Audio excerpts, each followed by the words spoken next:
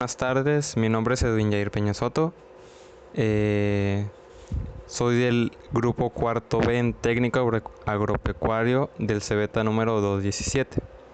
Hoy les voy a presentar un pequeño tema acerca de la erosión eólica. Primero que nada, la erosión eólica en un concepto básico sería la función del aire actuando como medio de transporte de las partículas de polvo, de tierra u otro tipo de material que desembarcan en algún lugar. A continuación les presentaremos y les explicaremos paso a paso todo esto. La erosión del suelo se puede considerar como es el proceso por el cual el material superficial de los suelos es removido y transportado por el viento. Algunos investigadores consideran la abrasión producida por el impacto de las partículas removidas por el viento como parte del proceso de erosión eólica. Es lo que les mencionaba, el aire actúa como un factor fundamental para que la erosión se pueda producir. Y si bien, ¿cuáles son los mecanismos de transporte por el viento? Involucra tres procesos: desprendimiento, transporte y depósito. El flujo del aire produce partes del desprendimiento de partículas pequeñas, cuando el flujo del aire incorpora partículas del suelo. Su capacidad erosiva se incrementa significativamente. El impacto de esas partículas produce el desmoronamiento de los agregados del suelo, aumentando la disponibilidad de partículas pequeñas factibles de ser removidas. Primero que nada, el viento actúa como desprendimiento. Todas esas partículas que puedan ser removidas, el viento las lleva. Transporte, ya lo hemos mencionado, es el viento como las lleva de un lugar a otro. Y el depósito pues es el lugar en donde llegan a su final, en donde todas esas partículas acumuladas se reúnen y más que nada forman algo más de la naturaleza. No es nada de otro mundo. Aquí está una representación gráfica de lo que les mencionaba. Se puede observar el canal de desagüe, vía que conduce el agua a zonas bajas. Son igualmente importantes en la erosión y transporte. Cuenca de recepción, arroyos que reciben el agua de zonas próximas y canalizan al canal de desagüe. Predomina la erosión. Cono de deyección, depósito de los materiales transportados en la zona baja del torrente.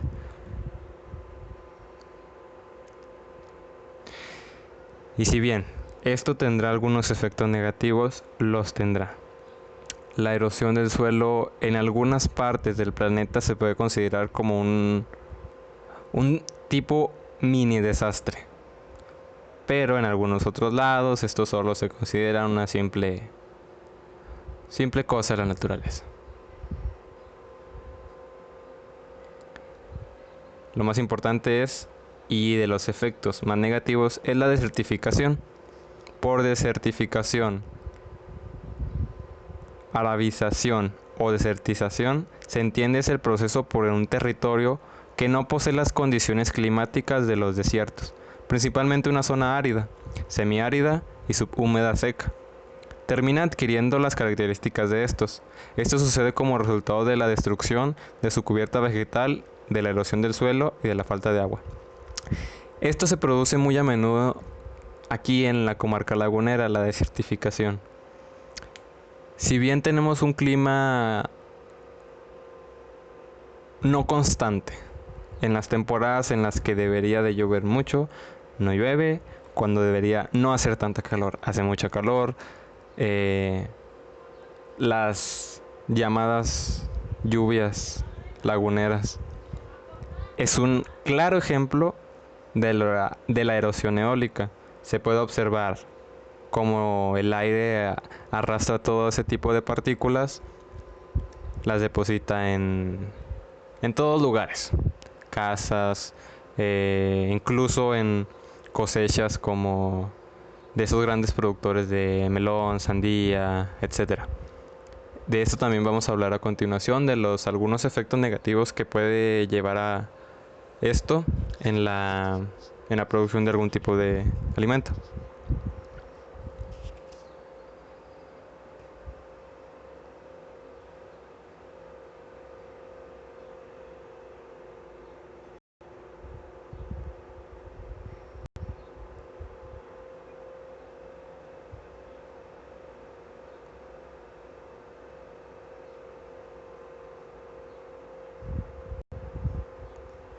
Efecto en actividades humanas. Actividades humanas como la agricultura, lo que les mencionaba hace poco, eliminan la capa protectora de vegetación, produciendo una erosión más acelerada. En los cambios de vegetación como el paso de vegetación nativa a los cultivos, producen un aumento de erosión produciendo que el suelo pierda sus nutrientes. Esto es un punto muy importante. El suelo en la agricultura es el pilar para producir cualquier tipo de cosas. Si nuestro suelo no está rico en nutrientes, nuestra cosecha nunca va a ser buena. ¿Qué es lo que causa la erosión del suelo? Se lleva los nutrientes, los lleva consigo y pues hace que el suelo pierda todo lo importante para que la cosecha se pueda dar de la mejor manera. También depende del tipo de vegetación en que se encuentre el lugar. Por ejemplo, una zona sin cobertura vegetal es más expuesta a la erosión. A esto se menciona en lugares donde no hay ningún tipo de flora, que es totalmente casi desértico. Además, las hojas juegan un papel importante en la erosión. Por ejemplo, un arbusto grande con hojas abundantes protege el suelo de la caída de las gotas. Las gotas al caer sobre una hoja pierden velocidad y se dispersan en forma de gotas más pequeñas. Por el contrario, al caer directamente al suelo, las gotas erosionan el suelo por su acción mecánica. La vegetación controla también la velocidad de la corriente del agua. Cuanto más juntos están los tallos de las plantas, la velocidad de la corriente del agua será menor.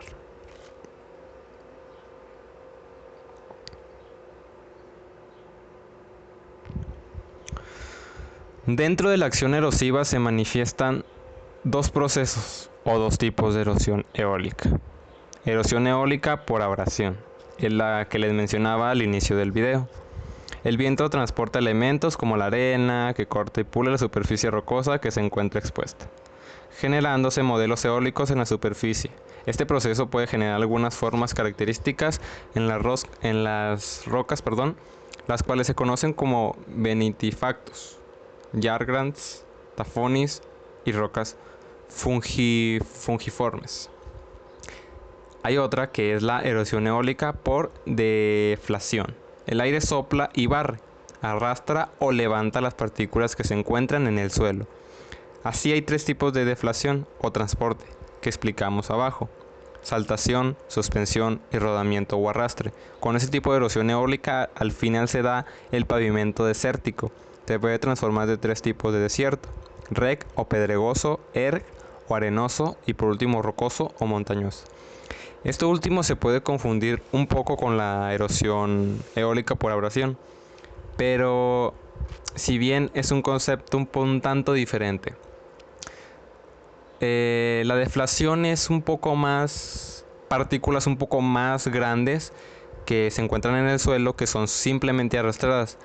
No son llevadas consigo a lugares muy alejados, simplemente sopla, barre y arrastra en distancias no muy lejanas. ¿En dónde ocurren dos tipos de factores? El transporte. Existen tres formas en las que el viento puede transportar las partículas. Una de ellas es el arrastre o rodamiento, en la que se transportan partículas grandes desde 500 a 2000 unidades. Es la saltación que transporta las partículas medianas que van de 100 a 500 unidades. Y es la suspensión de transportan las partículas más pequeñas menores de 100. La sedimentación. En este proceso las partículas transportadas por el viento caen en depósitos de arena llamados dunas. Las dunas. Esto ocurre por la pérdida de energía del viento. Dependiendo de la dirección en la que va el viento, está la sedimentación. A favor del viento, barlovento, y la sedimentación que va en dirección contraria al viento. Aprende más sobre este tema y les vamos a mostrar un pequeño artículo. Aquí es el claro ejemplo de, se podría decir, un problema que estamos enfrentando hoy en día. La primera imagen se podría ya considerar como una contaminación. El aire arrastra consigo un sinfín de partículas que algunas de ellas pueden ser muy nocivas para la salud. En el ejido Lucero Durango se presenta mucho eso en la primera imagen. El establo cerca de ahí,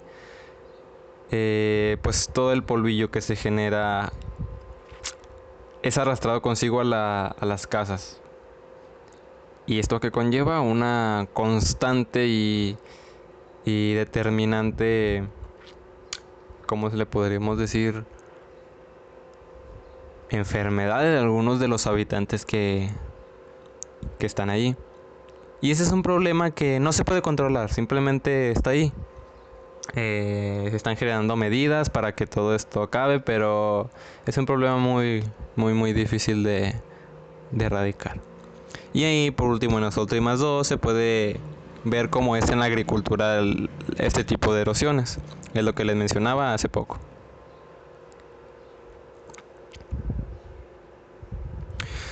Y pues eso sería todo. Muchísimas gracias por su atención. Y por último quiero agregar un poco acerca de cómo ha sido mi experiencia acerca de las clases en línea y todo esto de la cuarentena. Mi experiencia ha sido un tanto pasiva, un tanto reflexiva. ¿Reflexiva a qué? Esto es un tema, aunque no parezca, de controversia. Es de creer y de no creer. ¿Por qué? Es un virus que ha afectado al planeta de manera incomparable, una magnitud muy inmensa. Y muchas personas no lo están tomando como debería, pero debería ser así. Todo esto ha afectado la economía de países, pues más que nada de países tercermundistas como lo es México. Y en mi tiempo de cuarentena he reflexionado que es importante cuidar nuestro planeta. ¿A qué va esto? Parece irrelevante, pero no lo es. El confinamiento de las personas ha causado que nuestro planeta,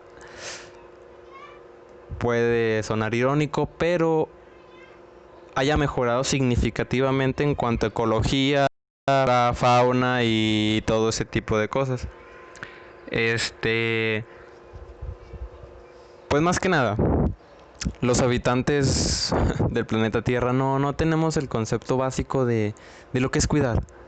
Y por medio de esta cuarentena, y hemos tenido tiempo en casa, pues nos hemos dado cuenta de que el planeta es bello, es lindo. Se han mostrado imágenes en televisión de cómo los animales están fuera, cómo la contaminación ha reducido significativamente.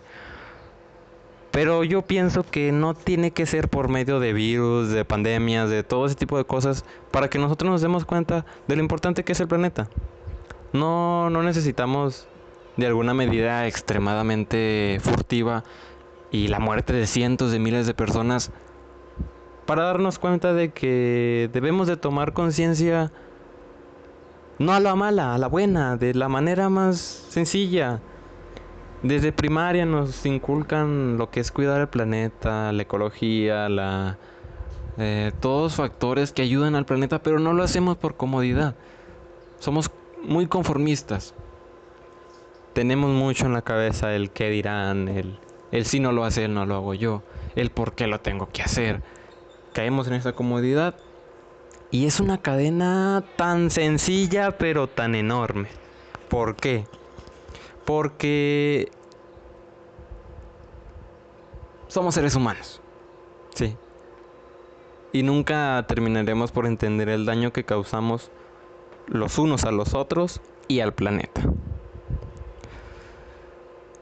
Si bien ha sido algo impactante este año y me deja un gran mensaje. Muchos, de hecho. El gobierno, ¿qué tiene que ver aquí? El gobierno tiene un papel muy importante. También nos hizo darnos cuenta de abrir los ojos más que nada. El virus está claro, pero en lo que a mí concierne hay algo en lo que no cuadra. Pero bueno, no me pondría a discutir sobre ese tema. Y respecto a las clases en línea, es un punto muy importante también. Las clases en línea. ¿Es algo difícil? Sí. Los profesores tienen una tarea muy importante de atender a cientos de alumnos por medio de un teléfono móvil o una laptop, etc. Y es muy difícil atender a tantos alumnos y prestarles la atención que se merecen. Entonces,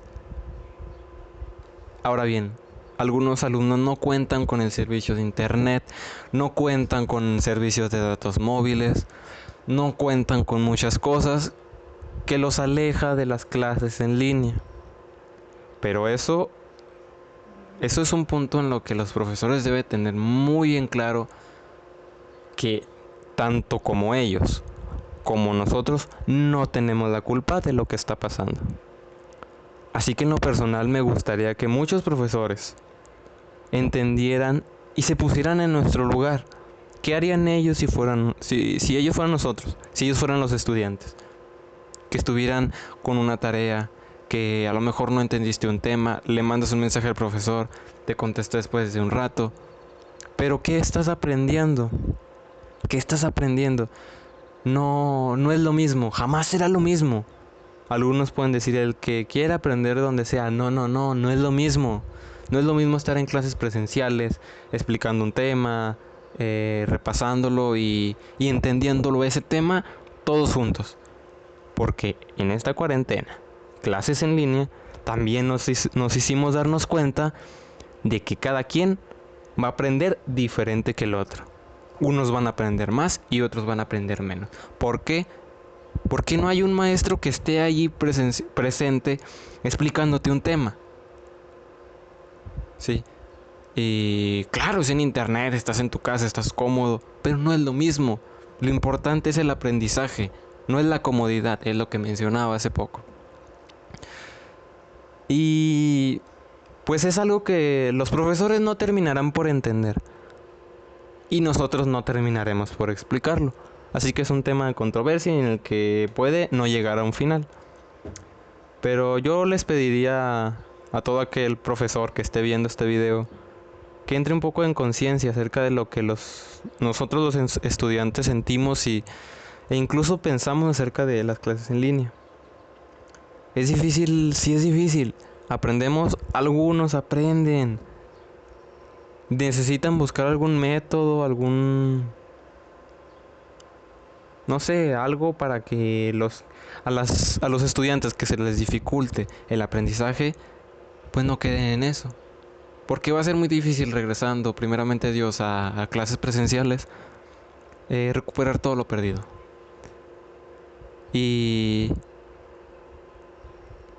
pues más que nada es comprensión lo que les pido a todos los profesores, y que tomen conciencia también ustedes. Sé que su trabajo es hacer que los alumnos aprendan,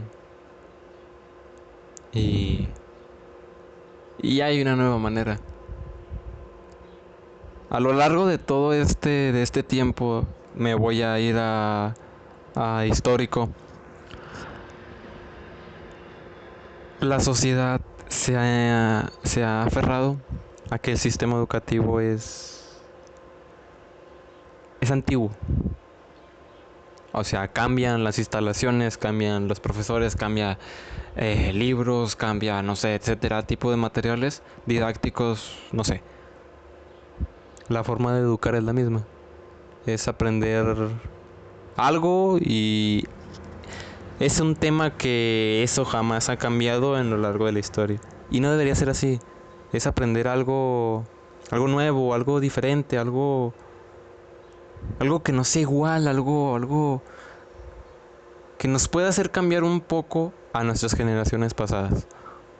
Pero bien, ese es otro tema de controversia que no me voy a meter tanto a fondo.